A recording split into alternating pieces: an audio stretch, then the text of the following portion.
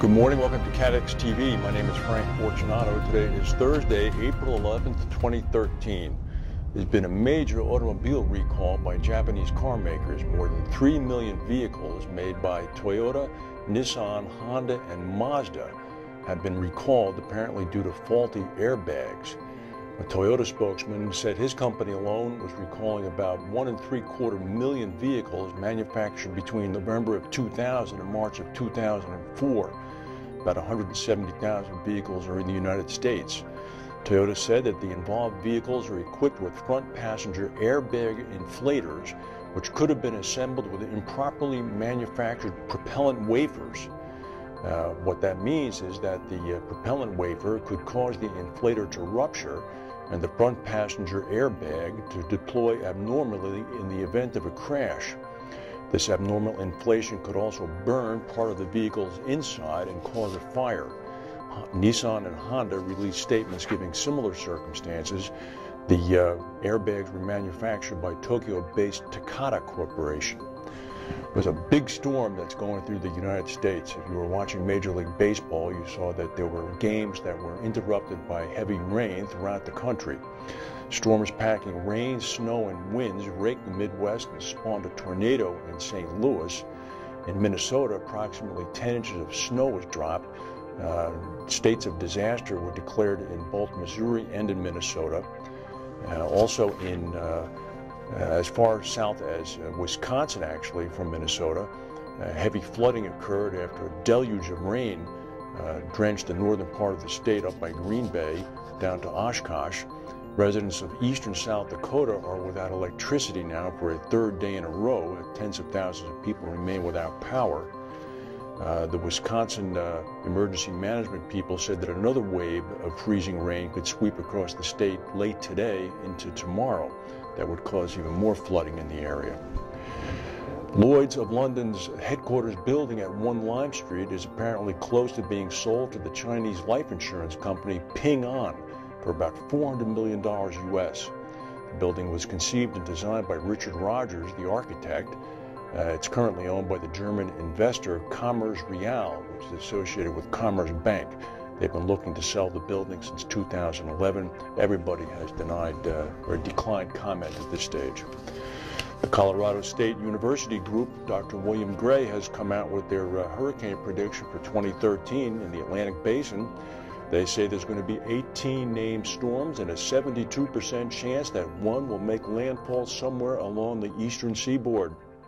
9 of these 18 named storms are expected to become hurricanes, and 4 of those will be major hurricanes with sustained winds of about 111 miles per hour or more. Interesting. Investigators are blaming a crew error for a plane crash back in February in the eastern Ukraine that killed 5 people. The vice premier of the Ukraine said yesterday that the probe found the error by the plane's inexperienced crew caused the loss of airspeed during landing in bad weather. The Ukrainians have grounded the airline, South Airlines. It was an Antonov 24 plane, had about 58 people on board, mainly soccer fans heading for a league championship match. According to the commission that investigated, the crew had not sufficient number of flight hours to conduct the flight without instructors present. So they were flying as student pilots. The commission also found that there were 9 unregistered passengers on board the plane, which of course is a violation of even the Ukrainian air code.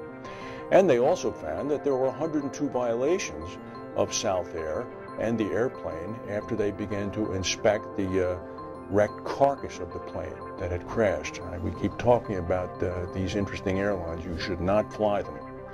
The Iranian earthquake the other day, right by the sole operating Iranian nuclear plant, is raising eyebrows insofar as planned expansion of nuclear power around the world. This, of course, comes only 2 years after the Fukushima earthquake damaged the Japanese nuclear power plant. The number of nuclear facilities in Asia alone is expected to triple by 2035, so people are concerned now that these developing countries that are planning on building nuclear power plants have the expertise to determine whether or not they're locating the plant on a seismic area, and furthermore will be willing to accept foreign help when and if an event occurs. The Obama administration proposed its annual budget yesterday. and it calls for changing the tax treatment of certain offshore reinsurance transactions. This, of course, is the Congressman Richard Neal bill of Massachusetts. He brings this bill up every year. It has failed to win passage so far. The administration has previously advocated the change, but Congress has not acted upon it. And it's one thing to abandon a junk car somewhere, but it's another thing entirely to abandon a ship.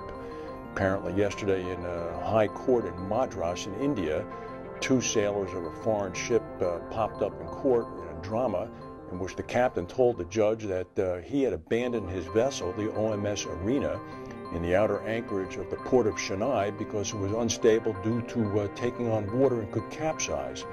The captain said that the previous owner supplied provisions and stores, but we were running out of stocks. My men were starving and crying. For days we managed with dry food. The ship is no longer stable as water has entered one of the cargo holds in the engine room. The vessel can capsize at any moment. I gave a call to the crew to abandon ship. Official sources said that the captain, the chief engineer, and a few crew members reached the shore by a fishing boat and went to court seeking help.